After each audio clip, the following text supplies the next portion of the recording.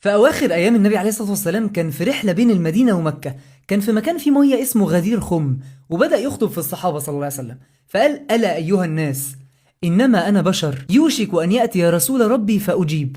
الملك قرب يجي يستأذني إن هو يقبض روحي وأنا هستجيب.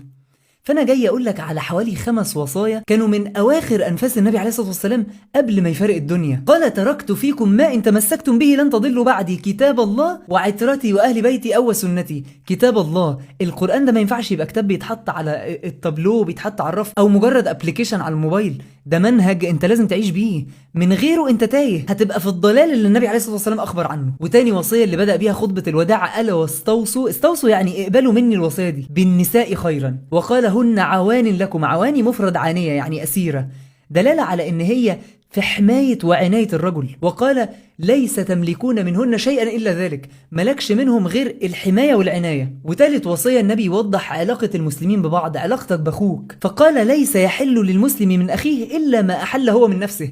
ما ينفعش تاخد حاجة من أخوك ما تجرش عليه إلا بحاجة هو رضي إن هو يديها لك. ناهيك بقى عن قتاله وسبابه والخناقات اللي دايرة طول الوقت. ده النبي قال: انصر أخاك ظالما أو مظلوما. هتنصره وهو ظالم إزاي؟ تأخذ على يديه، يعني توقفه على اللي هو بيعمله، لكن بإحسان، بدليل إن هو قال لك انصر أخاك. أنت هدفك إن أنت تطلعه منتصر في الحالتين، ظالم أو مظلوم. ورابع وصية اللي قالها سيدنا جابر بن عبد الله، قال: سمعت رسول الله صلى الله عليه وسلم يقول قبل وفاته ب3: أحسنوا الظن بالله. لو أنت بتتوكل على ربنا سبحانه وتعالى وبتاخد بالأسباب، أحسن الظن، استبشر في اللي جاي. الأفكار السلبية للمستقبل دي أفكار شيطانية، إنما الشيطان يعدكم الفقر والله يعدكم مغفرة منه وفضلا.